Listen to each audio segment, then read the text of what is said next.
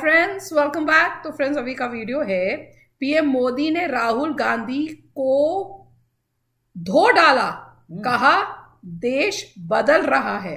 अरे वाह, मजा आएगा। चलो वीडियो शुरू करते हैं। वीडियो शुरू करने से पहले अगर आप चैनल पर नए हो और आपने अभी तक सब्सक्राइब नहीं किया तो जल्दी से पहले सब्सक्राइब के बटन और बेल आइकन को क्लिक कर लो ताकि आपको हमारे सारे न्यू वीडियोस के नोटिफिकेशन मिल जाए जैसे हम अपलोड करें। अगर आपको वीडियो पसंद आता प्लीज लाइक एंड शेयर। चलिए शुरू करते हैं।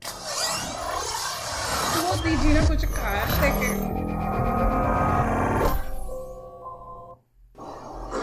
और इस क्षेत्र में काम करने वाली सरकार की अलग अलग इकाइयों में के बीच में भी एक समन्वय स्थापित होगा, होलिस्टिक अप्रोच रहेगा और उसका परिणाम हम जो गति चाहते हैं उस गति को मिलेगा। और मेरा आप सबसे आग्रह है, मुझे यहां आने में जो 5-7 मिनट देर हुई उसका कारण था यहां एक छोटी सी प्रदर्शनी लगी है। समय अभाव से मैं बहुत बारीकी से तो देख नहीं पाया, लेकिन सरसरी नजर से मैं देख रहा था। इसलिए थोड़ा लेट हो गया। मेरा आप सबसे आग्रह है कि समय निकाल करके 15-20 मिनट इसी कैंपस में है, जरूर देख करके जाइए किस प्रकार से टेक्नोलॉजी इस क्षेत्र में रोल कर रही है, स्पेस टेक्नोलॉजी का हम लोग कैसे उपयोग कर रहे हैं, कहाँ पे है ये, कौन से और एक साथ सारी चीजों को देखेंगे तो आप इस क्षेत्र में होंगे तो भी शायद आपको बहुत सी नई चीजें प्राप्त होगी। आज हम दुनिया की 5वीं बड़ी अर्थव्यवस्था है। क्यों, आपको खुशी नहीं है?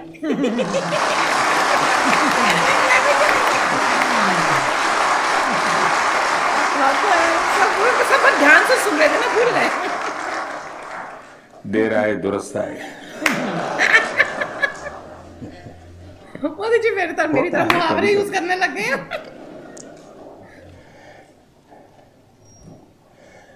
क्योंकि चारों तरफ इतनी नेगेटिविटी का भरमार होता है कि उसमें कभी कभी अच्छाइयों को ढूंढने में बड़ा टाइम लगता है।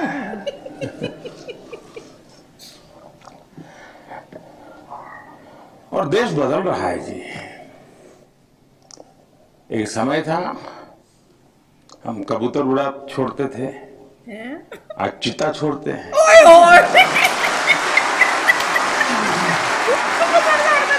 मैसेज के लिए नहीं, जो फंक्शन होता था तो उसको दिखाने का कबूतर छोड़ रहे थे ना, मैसेज भेजने चीता को भी मैसेज छोड़ने के लिए भेजा।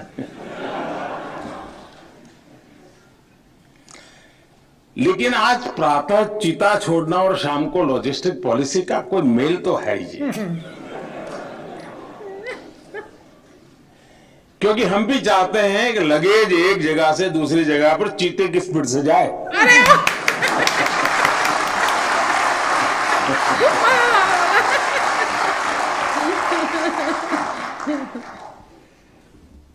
देश उसी तेज गति से आगे बढ़ना चाहता है। बिल्कुल साथियों, मेक इन इंडिया और आत्मनिर्भर होते भारत की गूंज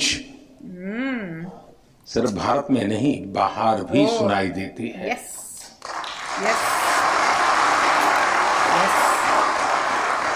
आज भारत एक्सपोर्ट के बड़े लक्ष्य तय कर रहा है।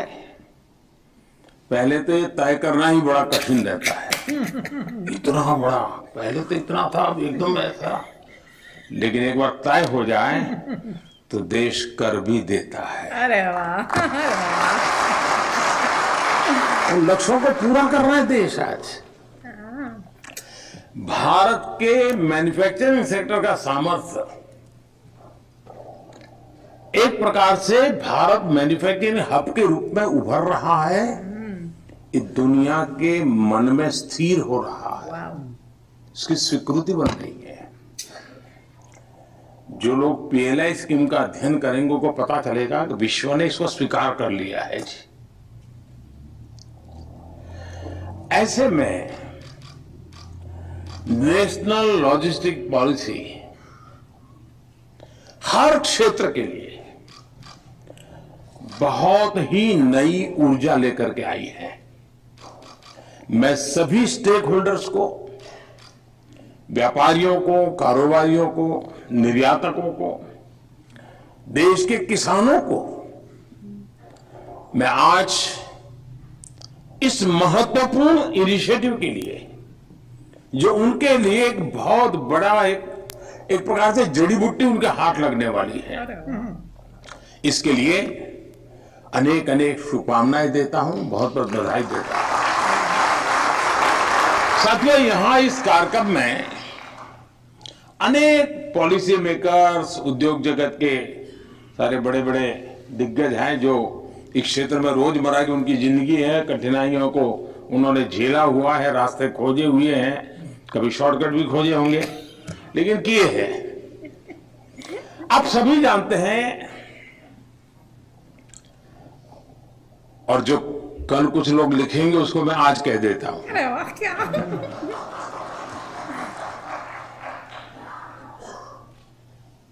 पॉलिसी अपने आप में परिणाम नहीं होती है, पॉलिसी प्रारंभ होती है। और policy plus performance is equal to progress.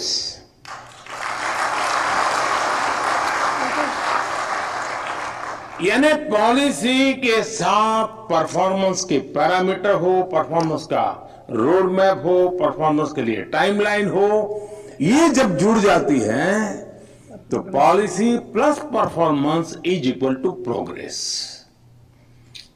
और इसलिए अब पॉलिसी के बाद सरकार की और इस क्षेत्र से जुड़े हुए सभी दिग्गजों की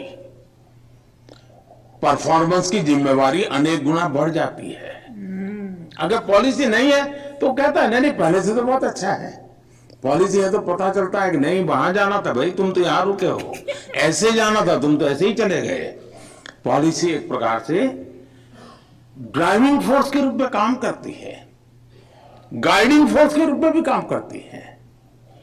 और इसलिए इस पॉलिसी को सिर्फ एक कागजी दस्तावेज के रूप में न देखा जाए,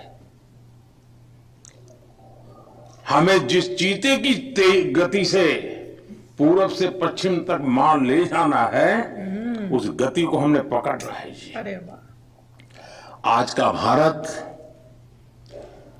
कोई भी पॉलिसी बनाने से पहले, उसे लागू करने से पहले उसके लिए एक ग्राउंड तैयार करता है, और तभी वो पॉलिसी सफलता से इंप्लीमेंट हो पाती है, और तब जाकर के प्रोग्रेस की संभावनाएं बनती है। नेशनल लॉजिस्टिक पॉलिसी भी अचानक एक दिन ऐसे ही लॉन्च नहीं की जा रही है, इसके पीछे 8 वर्षों की मेहनत है, नीतिगत बदलाव है, अहम निर्णय है। और अगर मैं अपने लिए कहूं तो मैं कह सकता हूं कि 2001 से 2022 तक मुझे 22 साल का इसमें अनुभव मेरा जुड़ा है।